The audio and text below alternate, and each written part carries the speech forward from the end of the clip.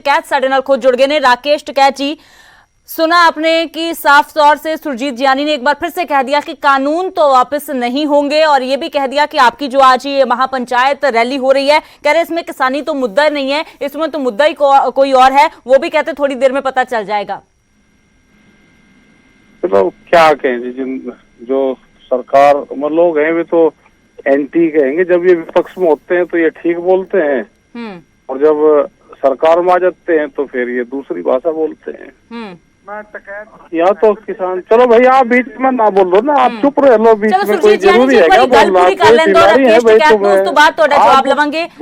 ऐसे नहीं जोड़ना चाहिए भाई। आप भी किसी को ऐसे मत जोड़ो ना। आपने मेरे से बात कर ली मीटिंग में, आप अपनी बात पूरी कीजिए। मैं बात सुन रहा हूँ जी, आप अपनी बात पूरी कीजिए।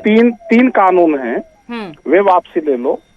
एमएसपी पे गारंटी कानून चाहिए, उसको बनवा दो। ये देश बेचने का काम क्या इन्होंने ही ले लिया क्या? उसमें जो घोषणा पत्र था उसमें था कि हम रेलवे को भी बेचेंगे, पानी भी बेचेंगे, बंदरगाह भी बेचेंगे, एनएच को भी बेचेंगे। सारी चीज को बेचने का ठेका सरकार ने ले लिया क्या? ये राइट इनको किसने दे दिया देश बेचने का? गोदाम देश में पहले बन जाएंगे और उसके बाद में आप पार्लियामेंट में कानून लेकर आओगे। क्या व्यापारी को पता था कि मेरे हक में वो आएगा? क्या मंडियां बेचने का काम नहीं चल रहा? जो मंडियां बहुत दिन से मंडियों की जमीनें खरीद कर उनकी बाउंड्री वाल करवाई गई, आज उसमें इंडस्ट्रीज लगेगी। क्या इनको ये जानकारी है? क्या दूध की पॉलिसी, दूध बाहर से देश में आएगा? तो जो सारा प्राइवेट कंपनी को दे रहे हैं और प्राइवेट कंपनी घाटे में जा रही है, महंगाई बढ़ती रहेगी।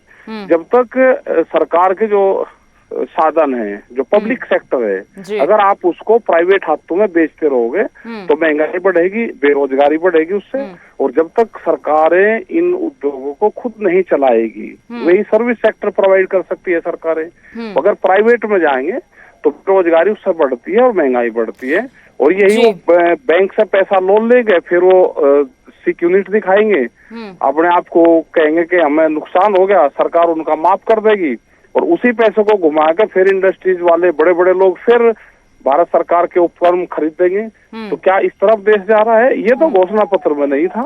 चलिए राकेश जी, आज की महापंचायत की बात करते हैं। हमने तस्वीरें देखी हैं कि काफी ज्यादा तादाद में वहां पर किसान वहां पहुंचे हुए हैं, लेकिन ये बात फिर से बार बार आ जाती है कि वहां पर तो सिर्फ ज्यादा पंजाब के और हरियाणा के ही किसान हैं, बाकी प्रदेश के किसान वहां पर ज्यादा नहीं है। इस पर भी जानना चाहेंगे। और आज का एजेंडा क्या है? क्या बड़ा ऐलान या क्या बड़ी रणनीति आपकी ओर से तैयार की जा रही है? अभी पहुंच जाएंगे हम भी। रास्ते में जो भी होगा संयुक्त मोर्चा जो तय करेगा उस एजेंडे पे ही सबको काम करना है, वही भारत सरकार को भी जाएगा। और उसमें सब जगह के लोग उसमें हैं, वहाँ पर पंचायत में आए हैं, बाहर के स्टेट के भी प्रतिनिधि मंडल वहाँ पे आए हैं जी। तमिलनाडु, कर्नाटक से भी वहाँ पर 4-5 लोग आए। वे भी अपनी बात रखेंगे, सब अपना पक्ष रखेंगे और देश के सामने जो ड्राफ्ट जाएगा उसको बताएंगे सरकार को। तो राकेश जी, 7 महीने से डेडलॉक बरकरार है, 9 महीने से ज्यादा समय हो गया, गर्मी से लेकर सर्दी आपने निकाल दी। आगे मसले का हल कैसे होगा? अगर ये बातचीत का रास्ता नहीं निकलेगा तो आगे क्या हल है? बातचीत कोई सरकार कोई ऐसी थोड़ा है, सरकार अगर चुनी हुई सरकार है तो उसको बातचीत करनी चाहिए। हाँ। ऐसा भी है कि आप ज्यादा ताकतवर होगे तो आप बातचीत ही बंद कर दोगे। लोकतंत्र देश में, स्वतंत्र देश में, देश आजाद हो चुका है और उसमें अगर एक लोग भी अपनी बात कहेंगे तो सरकार की जिम्मेदारी है कि उसकी बात सुनी जाए। हाँ। तो राकेश जी, तानाशाही है कि आप बात नहीं सुनोगे, आप पूरे देश को बेचोगे, कोई उसकी आवाज उठाएगा तो आप सुनोगे नहीं, उस पर पर्चे दर्ज करोगे। तो हमारी किसी पार्टी से हमारा वो नहीं है कि कौन किस पार्टी से उससे है। अगर सरकारें वो किसी भी पार्टी की हो, वो स्टेट में हो या सेंटर में हो, अगर वो किसानों की, गांव की, गरीब की बात नहीं सुनेगी तो उसके खिलाफ आंदोलन होगा, उसके खिलाफ मूवमेंट होगा। नहीं राकेश जी, सरकार वही बात फिर से कह रही है कि हम बातचीत करने के लिए तैयार हैं, आप कोई प्रपोजल अपनी तरफ से भेज दीजिए। लेकिन किसान प्रपोजल नहीं, ऐसा नहीं है। जो भी बातचीत होगी वो बैठ कर होगी, कंडीशनल कोई बातचीत नहीं होगी। यानी कि आपकी आज भी वही बात है कि कानून वापसी से कम कुछ भी मंजूर नहीं है। भाई हम अगर गलत काम कर रहे हैं हमको जेल में डलवा दो, गलत काम कर रहे हैं अगर गलत हम कह रहे हैं तो जेल में डलवा दो। तो आज की महापंचायत के बाद अगला कोई प्लान किया है कि अगला कौन सा? क्या पता क्या प्लान रहेगा जी पंचायत के बाद में, जो भी घोषणा होगी। हम भी रास्ते में हैं क्योंकि 9 महीने बाद में हम भी उसी पंचायत में जा रहे हैं, मुजफ्फरनगर की जमीन पर जा रहे हैं और मीटिंग तक जाएंगे, अपना वापसी आ जाएंगे। और इनको तो कितना समय आपको अभी पहुंचने में? अभी लग जाएगा आधा एक घंटा हमको लग जाएगा जी। और इनको शर्म आनी चाहिए, अगर ये सिख समाज से हैं तो इनको शर्म आनी चाहिए कि सिख समाज की पगड़ी वहाँ पे उछल रही थी, उनको मारने का प्लान सरकार कर रही थी, इनको शर्म आनी चाहिए। 84 से भी ज्यादा भयंकर स्थिति वहाँ पे होनी चाहिए थी, इनको तो शर्म आनी चाहिए।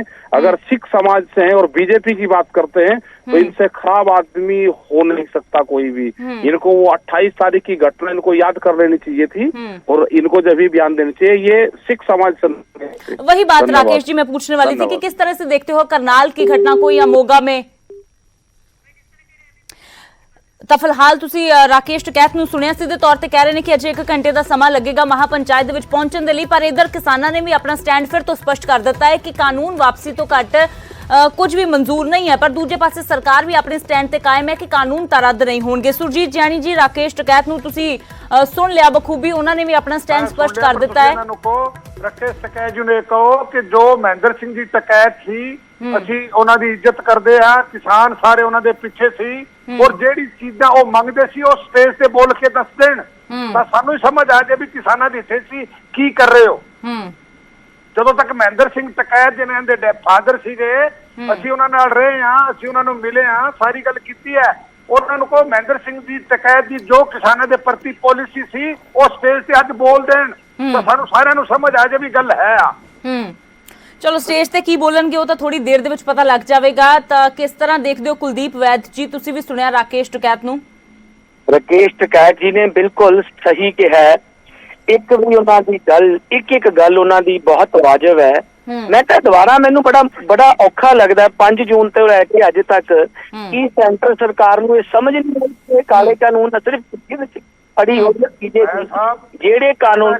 ਗਿਆਨੀ ਸਾਹਿਬ ਸੁਣ ਲਓ ਮੇਰੀ ਗੱਲ, ਗਿਆਨੀ ਸਾਹਿਬ ਮੇਰੀ ਗੱਲ ਸੁਣ ਲਓ। ਕਾਲੇ ਕਾਨੂੰਨ ਕੀ ਹੈ? ਕਾਲੇ ਕਾਨੂੰਨ ਗਿਆਨੀ ਸਾਹਿਬ ਸੁਣ ਲਓ, ਇਹ ਕਾਲੇ ਕਾਨੂੰਨ ਨੇ, ਇਹ ਸਟੇਟਾਂ ਦੇ ਹਿੱਤ ਵਿੱਚ ਨਹੀਂ ਹੈ, ਕਿਸਾਨੀ ਦੇ ਹਿੱਤ ਵਿੱਚ ਨਹੀਂ ਹੈ, ਇਹ ਕਾਲੇ ਕਾਨੂੰਨ ਹੈ। ਨੁਕਸਾਨ ਕਰੋ, ਵੋਟਾਂ ਤੁਹਾਨੂੰ ਕਿਸੇ ਨੇ ਨਹੀਂ ਪਾਣੀਆਂ, ਤੁਹਾਨੂੰ ਵੀ ਪੈਣੀਆਂ ਨੇ ਵੋਟਾਂ ਤਾਂ।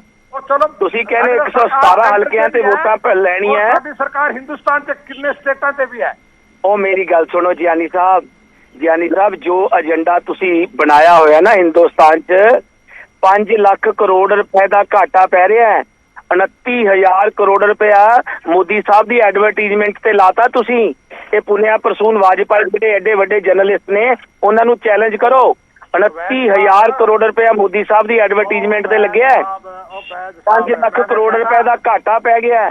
6 ਲੱਖ ਕਰੋੜ ਰੁਪਏ ਨੂੰ ਤੁਸੀਂ ਦੇਸ਼ ਨੂੰ ਵੇਚ ਰਹੇ ਹੋ। 6 ਲੱਖ ਕਰੋੜ ਰੁਪਏ ਇਹ ਹਾਲਤ ਹੈ ਬੀਜੇਪੀ ਦੀ। ਇਹ ਸਾਡਾ ਦੇਸ਼ ਨਹੀਂ ਹੈ, ਸਮਝ ਗਏ ਨਾ? ਵੇਚੋ ਨਾ ਦੇਸ਼ ਨੂੰ। ਇਹ ਬਹੁਤ ਮਿਹਨਤ ਨਾਲ ਬਹੁਤ ਘਾਲਣਾ ਨਾਲ ਕਮਾਇਆ ਦੇਸ਼ ਹੈ। 6 ਲੱਖ ਕਰੋੜ ਰੁਪਈਆ ਦੇ ਵਿੱਚ ਤੁਸੀਂ ਦੇਸ਼ ਨੂੰ ਵੇਚ ਰਹੇ ਹੋ ਮੋਦੀ ਸਾਹਿਬ ਤੇ ਅਮਿਤ ਸ਼ਾਹ ਰਲ ਕੇ।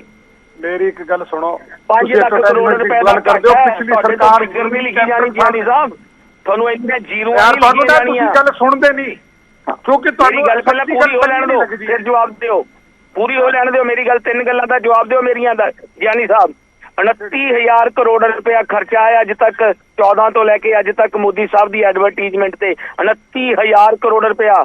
ਦੂਜਾ 5 ਲੱਖ ਕਰੋੜ ਰੁਪਏ ਦਾ ਘਾਟਾ ਹਿੰਦੁਸਤਾਨ ਨੂੰ ਹੋ ਰਿਹਾ ਹੈ ਤੇ 6 ਲੱਖ ਕਰੋੜ ਰੁਪਏ ਦੀਆਂ ਤੁਸੀਂ ਜਾਇਦਾਦਾਂ ਵੇਚ ਰਹੇ ਹੋ। ਠੀਕ ਹੈ। ਚੌਥੀ ਗੱਲ, ਅੱਜ ਪੈਟਰੋਲ ਤੇ ਡੀਜ਼ਲ ਦੀ ਕੀਮਤ ਵੇਖ ਲਓ ਕਿੱਥੇ ਪਹੁੰਚ ਗਈ ਹੈ, ਮਹਿੰਗਾਈ ਕਿੱਥੇ ਪਹੁੰਚ ਗਈ ਹੈ। ਕਿਹੜੀਆਂ ਗੱਲਾਂ ਦਾ ਜਵਾਬ ਦਿਓਗੇ? ਮੋਦੀ ਸਾਹਿਬ ਨੂੰ ਕੋਈ ਇੱਕ ਪ੍ਰੈਸ ਕਾਨਫਰੰਸ ਤਾਂ ਕਰ ਲੈਣ ਤੁਹਾਡੇ 7 ਸਾਲਾਂ ਚ।